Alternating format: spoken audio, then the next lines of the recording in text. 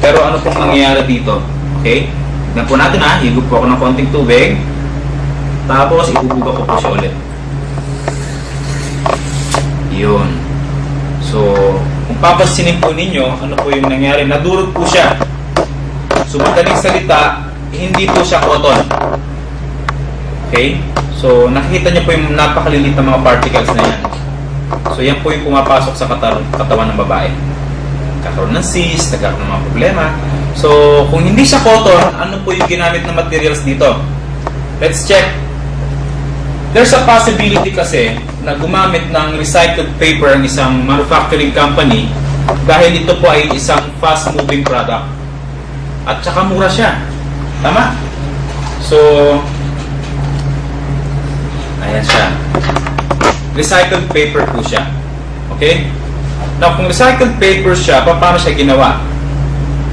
Ayan. 7 stages po yung pinagdadaanan niyan bago siya pumuti. So, ibig sabihin, ilang chemicals na po yung pinagdaanan niyan. Okay? So, ngayon, just imagine if you are using this product, pagbagsak ng mens mo dyan, humahalo na dun sa chemical composition, tapos dahil suot mo siya, 2 hours, 3 hours, so saan pumupunta yung chemicals? Sa katawan ng babae. Then, last layer, plastic. Okay? So, yan yung mga bad news. Anyway, punta pa tayo sa pangalawa. Yung sa pangalawa naman, in fairness naman, no, hindi siya plastic yung first layer nila. Kaya lang, let's check kung ano po yung nasa loob niya. Yung absorbent na ginamit. Okay? Ito po pa. Kung papansinin ninyo ngayon, ayan. Kita ba? Yung makikintab. Okay? So, hindi rin po cotton yung ginamit. Tapos, ginamitan po siya ng industrial gel. Ang purpose po ng gel na yan is to absorb odor and moist. Meron pong katulad dyan sa labas. Alam niyo po yung pagbagong bili yung sapatos or bags. Meron pong maliit na papel doon, di ba? Ang purpose po nun is mag-absorb din ng odor at moist. Ano po yung nakasulat doon sa packaging po ng papel na yon? Do not eat or throw it away. Kasi po harmful po yun or poisonous. Now, ang masama, ito siya, hindi po siya tinitake orally. Kaya lang, pag suot ng babae, syempre pag umahalo yung menstruation dyan, ina-absorb ng katawan ng babae. Long-term effect po niyan, makikita po, after 5 years, 10 years, yun po yung nagiging problema. Okay? Minsan nga, bata pa lang, inooperahan na. Okay? Kaya pansinin nyo rin, yung materials nito parang gano'n din sa diaper. Kaya pala, kahit baby pa lang, may UTI na, no? Okay. So now, yan po yung mga bad news.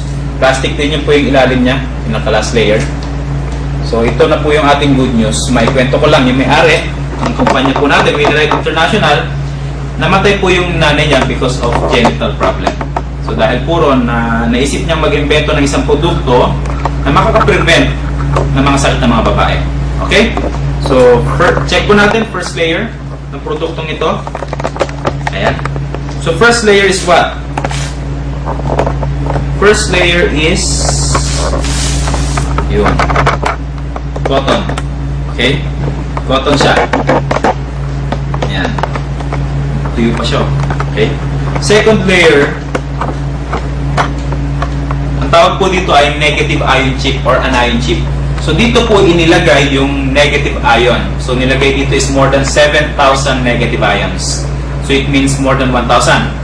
According to World Health Organization, ulitin ko lang, kailangan ng 1,000 negative ion para makapatay ng bakterya. So, kaya pala, pag ito ang suot ng babae, pagbabagsak ng menstruation dyan, patay kagad ang bakterya. Kaya po siya walang smell. Okay? So, you have to try the product. So, later on, explain ko pa kung para saan po ito. No? So, actually, yung negative ion, marami siya nagagawa. Enhance immune system, hormonal imbalances, naayos niya. Then, anti-stress din siya, anti-inflammatory, antibacterial, antifungal, antiviral. So, marami po siyang nagagawa. Actually, sa ibang bansa, nakalagay po yan sa panty, sa bra, sa brief supply, sa aircon, sa mga refrigerator, yung negative ion. Ang kagandahan po nito, nilagay siya sa napkin. Para nga naman mapatay yung bakterya sa napkin. Okay? Then, second layer, tignan nyo po maigi. Ayan. Nakabalot po siya. yung laman niya dito. Ayan. 360 degrees po nakabalot. Okay. So, ito ay cotton ulit. Ayan. Yun. So, cotton ulit siya. Then, meron naman siyang ito. Yung locking system na tinatawag. Kaya pala nung nilagyan natin ng liquid, pagbagsak dyan, hindi na lumalabas. Kasi nilalak na nito. Then, meron din po tayong gel. Okay? Yung gel naman na ginamit natin is called polygel. It is the highest form of gel available sa Japan. Food grade material po siya. So, it's corn extract or gelatin. Kung papansinin niyo po, no? Ayan. Tignan niyo po yung comparison. Ito, medyo makinang. Ano po? Makintab siya. Ito hindi. Okay? So, next. Ayun. So, ipapakita ko naman po sa inyo ngayon kung gaano po ito kaganda. Yung last layer po kasi natin, ginamitan naman siya ng nanotechnology. Na-discover po kasi nila ang molecules daw ng hangin ay mas maliit compared sa liquid. So, meron po ako ditong mainit na tubig na nagre-represent ng menstruation ng babae. Okay? So, ilalagay ko siya rito. Kunyari, may menstruation. Suot niya. Tapos, pansinin po ninyo, no? Clear po siya. Okay? So, ngayon, iibabaw ko naman sa kanya. So, pansinin po ninyo kung lalabas po yung moist. Okay? Yung mainit na hangin. Ayan. Actually, kita kaagad. Lumabo na siya kaagad. Kung titignan ninyo, ayun. Lumabo na siya. Okay? Kasi, yung mainit na hangin lumalabas. Okay? Kaya pag ito ang suot, comfortable talaga. Walang lagnat. Diba? Kita? Okay. So, ang kagandahan po niyan, even the air can pass through, water cannot. Tuyo siya. Hindi po siya basa. Mainit lang siya. Tuyo pa rin. Magic. Okay. So, aside dyan, yung may-ari, napakabait po. Alam po niya kasi ang daming babae. Bihira magpatingin sa mga doctors. So, for every pack, ito po yung ating products. Meron po tayong day napkin or day pad. Meron po tayong night pad or night napkin. At meron naman po tayong panty liner. Okay? Ito po naman yung everyday use. Yan. So, for every pack, nagbigay po ang company ng Vagina Inflammation Self-Test Kit. Ayan. Gift. Free. Okay? So, ganito po ito gamitin. Ito naman po pang-check yung acidity level ng babae. Kasi the more acidic we are, mas prone po tayo sa infection. Okay? So, paano po gamitin ito?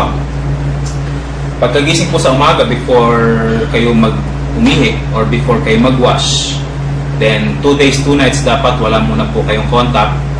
Then 3 days before or after, dapat po wala kayong menstruation. Dapat po hindi rin kayo galing sa pool kasi makaka-affect po yung chemicals na nandun sa result dito. Okay? So, gagawin niyo po, kunyari ito po yung inyong organ, kuha lang po kayo ng white discharge. Okay?